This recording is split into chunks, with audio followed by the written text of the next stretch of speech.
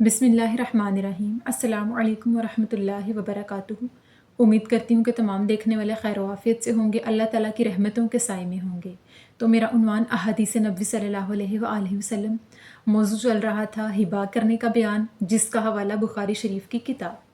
तो आज की हदीस है कि सहाबी हज़रत अनस बिन मालिक रज़ियल्लाहु तआला अन्हु बयान करते हैं कि एक मरतबा नबी करीम सल्लल्लाहु अलैहि वसल्लम उनके घर में तशरीफ़ लाए और फिर सहाबी ने अपनी बकरी का दूध दोह कर कुएं से पानी निकाल कर उस दूध में पानी मिलाकर आका अलैहिस्सलाम को पेश किया। और जब आका अलैहिस्सलाम ने उस दूध को पी लिया तो प्याले में कुछ दूध बच गया और आका अलैहिस्सलाम के बिल्कुल सामने हज़रत उम्र फ़ारूक तशरीफ़ फरमा थे और दाहिनी तरफ एक देहाती बैठा था और बाहिनी तरफ हज़रत अबू बकर सिद्दीक़ तशरीफ़ फरमा थे। तो इस पर आका अलैहिस्सलाम ने उस प्याले में बचा हुआ दूध एक तरफ किया तो हज़रत उमर ने फरमाया कि या रसूलुल्लाह सल्लल्लाहु अलैहि वसल्लम कि जनाब अबू बकर सिद्दीक़ तो यहाँ बैठे हैं, इनको दीजिए। तो इस पर आका अलैहिस्सलाम ने फरमाया कि नहीं, दाहिनी तरफ से शुरू करो, दाहिनी तरफ ही से शुरू करना चाहिए। और दाहिनी तरफ वो देहाती बैठा था तो आका अलैहिस्सलाम के हुक्म के मुताबिक वो प्याले में बचा हुआ दूध उस देहाती को दे दिया गया। सुबहान अल्लाह। इस हदीस मुबारक की वजाहत ये कि एक मरतबा रसूलुल्लाह सल्लल्लाहु अलैहि वसल्लम अपने एक सहाबी हज़रत अनस बिन मालिक के यहाँ तशरीफ़ ले गए तो उन्होंने आका अलैहिस्सलाम को अपनी बकरी का ताज़ा दूध निकाल कर पेश किया और उस दूध में कुएं का पानी मिलाकर जो कि ठंडा था लस्सी बनाकर उन्हें पेश किया। तो आका अलैहिस्सलाम ने जब उस दूध को पी लिया तो बाकी प्याले में कुछ थोड़ा सा बच गया तो आका अलैहिस्सलाम ने उस बचे हुए दूध को एक तरफ कर दिया।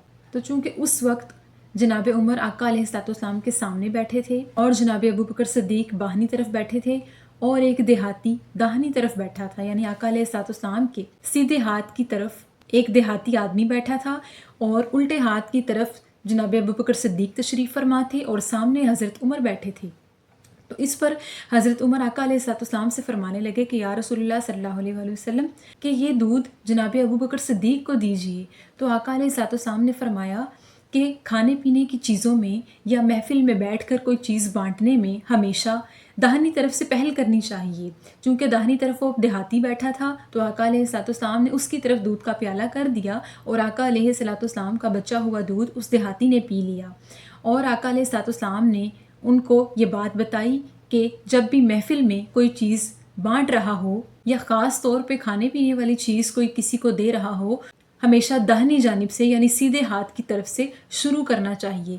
ख्वाह उस तरफ कोई गरीब बैठा हो या अमीर बैठा हो या बादशाह या फ़कीर कोई भी बैठा हो तो उस तरफ से शुरू करना चाहिए।